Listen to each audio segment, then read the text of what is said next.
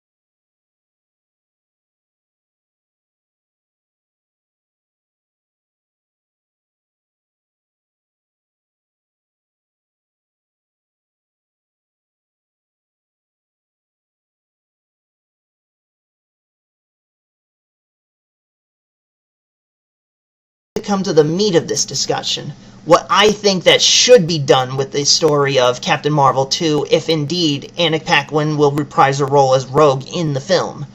Sure, it does seem like a bit of a gray area to introduce everyone's most beloved Southern Belle as, a villain, especially part of a mutant terrorist group, but first off, that is in keeping with the comics, She was a young girl who, couldn't touch anyone. She wanted to touch people and, probably get laid a little.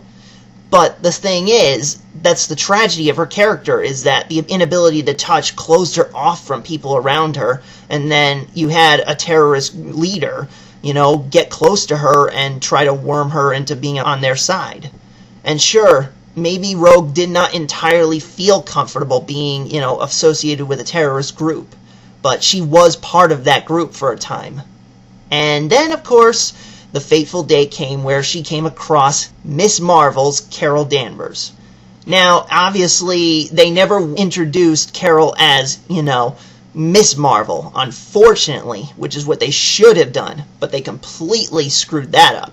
So, since they introduced her as Captain Marvel, it only makes sense that the unlikable incarnation of the character should be reduced to, mush, thanks to our certain favorite Southern Belle.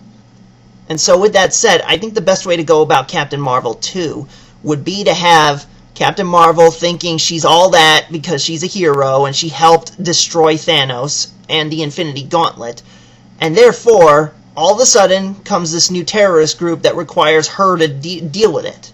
She doesn't think much of it. She thinks it's doing paperwork.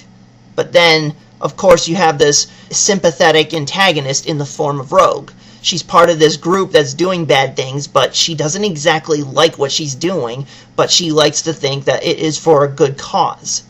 And then all of a sudden, she comes into conflict with Captain Marvel.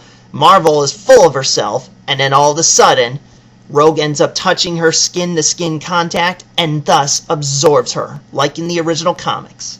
Now, at this point, this would be the perfect moment to either axe Carol Danvers Captain Marvel, or you can have it where midway through the story, it's Carol who turns evil, whereas Rogue is the one who becomes the good guy, or girl, so to speak. Now, with that said, the question is, who is the new Captain Marvel by the end of this film? Either option A, you could have it where Rogue absorbing the powers of Captain Marvel makes her the new Captain Marvel. She has the powers of Captain Marvel, but she's still Rogue. She still has her own personality, and therefore she uses the power to do what Carol could not, do the right thing. And, at the same time, she's not doing it just because she thinks she's all that. She's doing it because she feels it's the right thing to do, to make amends for her past, something that Carol never thought to do, because she was so damn full of herself. Another option, and probably the most preferred option, would be to bring back Monica Rambeau, in which case you give her the powers that she needs to become the new Captain Marvel.